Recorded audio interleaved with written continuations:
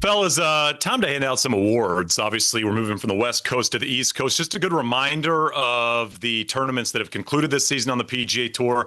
Goddard got the win at the Sony. Scotty, which it feels like a lifetime ago, got the win at the Amex. Justin Rose, big win at Farmers. Goddard again in Phoenix. Colin Morikawa up in Pebble. And then, of course, Jacob Bridgman just won at Riviera. So we'll dive into some awards. We're going to start here with most likely to carry momentum on to Florida. So players that obviously had a very good season so far, and they're going to keep it rocking and rolling as they fly east. Patrick, who do you have in this category? The Napster, Jake Knapp himself. Shout out to Northern Virginia's own Sean Parker, the creator of Napster back in the day. But this guy, if you look at the statistics, the last 3 months, you want to know who the second best player in the world in terms of total strokes gained is? Jake Knapp. This guy has been absolutely balling, doesn't have a finish outside the top 11, obviously from the West Coast. So always interesting to see how those guys transition to the East Coast. But quietly, a T12 at last year's Players' Championship, and I would not be surprised if Knapp factors in that tournament again this year. Just playing awesome, and really the putters come alive this season. I mean, Patrick, you didn't have Napster, did you? That had to have been before your time, right? I did not, no.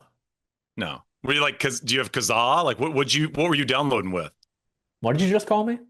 Kazaa? That was the thing after Napster. That was kind of the bridge before you actually had to pay for music. No, I was iPod Shuffle, the old white one. That was like kind of my first intro into music. Really depressing, man. Oh, golly, Napster, shout out for sure. Johnson, you're a Napster guy. Who do you have as most likely to carry on the momentum? Yeah, Napster and LimeWire, by the way, for me. LimeWire! I had a book of CDs in my car forever, driving back and forth from college, no cell phone. You still have them, or did you toss them? Oh, I still have them. They're in my closet right over there, but I have no way to play them. I don't own a CD player anymore, so I should. Yeah, it'll come back, though. They're going to come back at some point like the records. You know that. Yeah, hopefully. Well, I like the Jake Knapp pick. I was going to take that, but Patrick got on the Google sheet before I did. So I'm taking Pearson Coody. Really impressed by the way he played this whole, all fall, even through the summer on the Korn Ferry Tour and the PGA Tour. He's been playing great for a long time. Made 6 of 6 cuts, 5 of 6 top 25s, had highlighted by the T2 at the Farmers Insurance Open. I know it was a far cry from first with Justin Rose running away, but Pearson Coody, just like Jake Knapp, is poised for that win. It'd be Pearson's first, but yeah, Pearson Coody's right there. I like both of those picks. I got Minwoo Lee to kind of keep it going, playing really, really solid this season. Stats are much better as well. Driving it great. It's top 12 on the PGA Tour off the tee. The putter has been really hot this season as well. He's played well at some golf courses I don't think necessarily fit his game, I think, which is something positive to look forward to as we get set for the rest of the season. I feel like he's a guy that I likely thinks he'll contend and potentially win one of those events as we get to Florida. So Minwoo Lee, I think, keeps that momentum going. How about somebody you don't think is going to play well? Maybe somebody that you've possibly seen play great so far this season, but you think will fall off. Johnson, I'll kick it to you. Well, this person I thought was going to have I thought he was going to make the Ryder Cup team last year, got his second win in the fall of 24, Austin Eckroat. I've just been waiting for him to take that next step. He's currently sitting at 140th in the FedEx Cup, and he really struggles with the chipping and putting. And as much as I want to see him play well, I think he's going to continue to struggle for a little bit. Yeah, I could see that as well. You got somebody, Patrick, that we have popped a lot early in the season that you think could potentially fall off. I hated it. I will say one thing to keep an eye on in the Florida swing is OWGR rankings going into the Masters. Knapp right now, for example, not in the Masters, but number 43 in the official world golf ranking. So if he stays inside the top 50, obviously gets to play in that tournament. Ryo Hisasune is number 65 in the world. And as I was looking through his past starts, I'm like, oh, this guy's probably going to win the Valspar Championship based on how well he's playing. But just something about him. I told you guys my theory about the water and how potentially he could be using that as a level on the green. I'm not saying that he is doing that, but I'm saying the potential is there. So didn't play great at Genesis, mainly because of the putter. He's hitting the golf ball so great right now, but I just think maybe going into Florida with some different style of golf courses, he takes a little bit of a step back before winning the Valspar Championship. Yeah, it was kind of saturated at ribs, so maybe that throws off like the leveling potentially, right? I mean, maybe when like it's Yes. kind of soppy greens, maybe you Good don't quite point. get that right level. Yeah, I mean, I'm with you Another on this. data I mean, point. I love your putter take this year, and I'm really into this one. This is maybe your best take thus far of 2026. I got the Pock Eater boy. A lot of water in Florida, let me just say. And I know he's a great driver when he's hitting the fairways, but I think he can get a bit squirrely, and especially around the greens. This is a guy that has just got to improve around the greens. And you can either pitch or you can in Florida, and I think it could come back and bite him a bit. I hope to see him keep it going. It's been nice to see him play some consistent golf, but I could see him regress just a little bit as we move into the Florida swing. Fellas, the biggest winner on the West Coast swing. I think there's a couple of names that easily come to mind, Patrick, but you're not somebody that typically goes with like the most obvious pick. Well, I was going to, but Johnson blamed me for being in the Google sheet early, and then I think he went to this one just to beat me to the punch. He swooped you on the middle. That's like did. picking like the $600 category in Jeopardy to start. Kind of hit me with the Euro step, had me off balance. But I went with Colin Morikawa. I just think mentally, a win for this guy can just carry him on into the rest of the season. And he's hitting golf courses now that he's played super well at, given Bay Hill. He easily could have won that event last year, probably should have. Players Championship seems tailor-made for him as well. And then going into Augusta National, where he has a great run of form, and someone who I know he hasn't won major championships in a little bit, but this is a guy who knows how to play major championship golf. He's shown up on that stage even without his A game, even without his mentals being in the best place possible. And it seems like right now we have that all going for Morikawa. So even as someone who's still maybe a little tepid on him, I think that win just did so much for him and really opens up the rest of his year.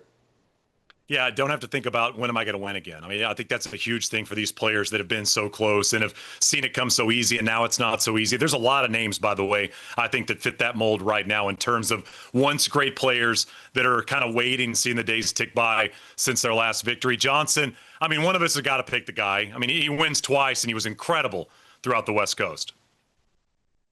Yeah, Chris Goddard, just unbelievable. Starting the year with the win at the Sony Open, backing it up with great play the next few weeks, obviously picking up that second win in Phoenix. And, last year when he won the Scottish Open, played with Rory, he backed it up with a nice Open championship and continued to play well. But I think coming out early this year, not only winning once, but winning twice, he said, you know what, guys, I'm in this upper echelon of players now, and I think we're going to continue to see Chris rise. And I wouldn't be surprised to see him pick off a major or at least contend seriously late on a Sunday real soon. Yeah, it feels like no holes in the game, man. He's just very, very impressive, and it feels like he can win kind of anywhere. You look at where he's contended and won, Johnson, to this point in his career, kind of different spots, different golf courses, different areas of the country as well. I think that's important. He is very impressive. Kind of one of those guys that just moved up every level very quickly, much like this guy. I mean, Jacob Bridgman, for me, very consistent start to the season, obviously gets the win. I mean, I think a lot of JJ Spawn last year, you have that kind of career-defining victory, and I think it kind of makes your season. No matter what Bridgman does the rest of the year, winning at Riviera, it's going to make 2026 a very special one in his mind and in his memory. And I just feel like it was great, not just with the win, but the consistency we saw from the guy. How about a biggest loser, Johnson? Somebody that you feel like just needs the West Coast to go away, needs to refresh, needs to pull a cartridge out and kind of blow into it and put it back in. Another reference that Patrick's not going to get. Yeah, I kind of went the other way. The Nintendo cartridge, I got you there. Yeah. But I kind of went the other way. With this one. I think Siwoo Kim had so many great chances to win on the West Coast. The moments that you get playing in the final group with Scotty Scheffler at Amex, these moments you get to actually close the deal don't come around all that often. And for Siwoo, 3 straight weeks not to be able to close it, he's my biggest loser because I know he's had a great West Coast, but man, those opportunities are fleeting, and you have to take advantage when you get them. Yeah, it's a good point. I mean, again, you can go any way with this, and I think that's it's important. I mean, you get so close to picking it off, and you can't do it. You don't play great when you have the opportunity, and I mean that can eat at you in a different way outside of having a really rough start to the year. Patrick, you went a little bit of a different direction as well. I went with whatever the heck Scotty Scheffler's doing Wednesday night, because it did not work there on the West Coast swing after the American Express. Number 1 in scoring average on the PGA Tour, still 116th in round 1. You just look at Thursday at Riviera 2. He was last on that leaderboard somehow. and kind of pulling from the same strand as Johnson, where, Scheffler would have had a really good chance to win these tournaments. He still had a really good chance to win these tournaments, and there was a lot of history on the line. He could have had the most wins at the WM Phoenix Open alongside someone like Arnie. We talked about how important a win at Pebble can be. Think about the player invitationals. Who has won all three of those? It's only Freddie Couples and Ernie Els. You can go back to Hale Irwin, too, when it was the Citrus Open, when Arnie hadn't hosted it yet. Sorry, I went deep yesterday on this for an article on CBSSports.com. But I know we all assume Scottie Scheffler is going to be back in the mix when it's the West Coast swing in 2027, but he had a real opportunity to make a little bit more history, it felt like, this season. Unfortunately, because of those starts, he wasn't able to. Yeah, I kind of went more classical here. JJ Spaun, just a really rough start to the year. I mentioned his name a moment ago, had such a big year last year. How do you follow up like the greatest year of your career? Couple of miscuts, no finishes inside the top 40. Just a slow start to a guy that I'm assuming is having a small level of a hangover from last year after everything that came with the wins and the close call at the Players and obviously making a Ryder Cup. Like, those are big accomplishments. And the next year, you have to get back to square one. You got no points, no money, and where do you start? And how does it kind of go about? How do you go about your business? And it just hasn't been great for him. Biggest surprise, I'll go here quickly. I got the Scotty starts to the week a little bit like what you said, Patrick. I mean, this is something that he has dominated at. I think the last 3 years he's led the PGA Tour in terms of Thursday scoring average. For him to start these weeks the way he has, for him to be dead last at Riviera, you're like, who took over this guy's body? It's like the Monstars or something. And then all of a sudden he starts playing good on Friday and then really gets going on the weekend. But it's just weird. This guy didn't seem like he was capable of shooting 3 or 4 over par. And we've seen him kind of consistently put himself in that place. So that's been my biggest surprise. Johnson, I think you kind of went with a name I brought up earlier in terms of the surprise we've seen earlier this season. Yeah, Jacob Bridgman, I mean, in his second year on the PGA Tour, he finishes in the top 30. A lot of people would take a step back, maybe not quite work so hard. You sort of reach the top of the mountain without winning. And then for him this year, it was after Memphis, when the greens were so firm, that he decided, knowing he was going to be in all the major championships, he needed to get a spinnier golf ball to be able to compete on firm greens in the toughest conditions. So for him to make the changes that he's making, getting in the gym, getting with Scott Hamilton and work as hard as he has to get there, I don't think we're going to see Jacob Bridgman go anywhere. He's almost got, and I'm sorry I'm going to do this, but he's almost got the Scottie Scheffler type work ethic where he is going to leave no stone unturned, and he's going to get every single thing out of his game.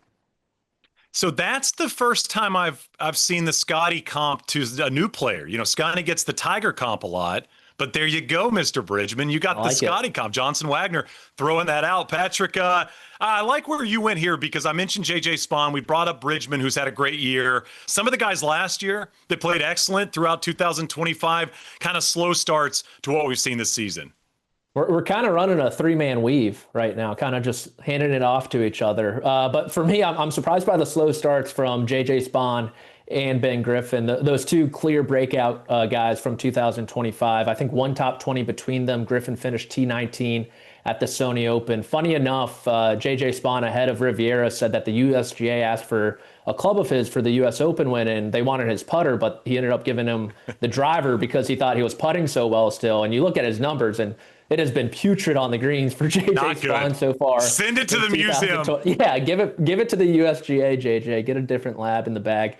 But I honestly thought these guys had some real staying power atop, the top 20 in the official world golf ranking. Still there, obviously, but slow starts to the season. Maybe the switch to Florida will help. I think this time last year, Griffin was playing every single tournament on the PGA Tour calendar, trying to get into the Masters. Little bit of a different schedule to get used to too. So I wouldn't expect them to be in this lull forever, but still surprised about their West Coast swings. Well, there you have it. That's our West Coast awards. Patrick will get those in the mail if you were lucky enough to take one home. So be looking out for that in the next couple of weeks.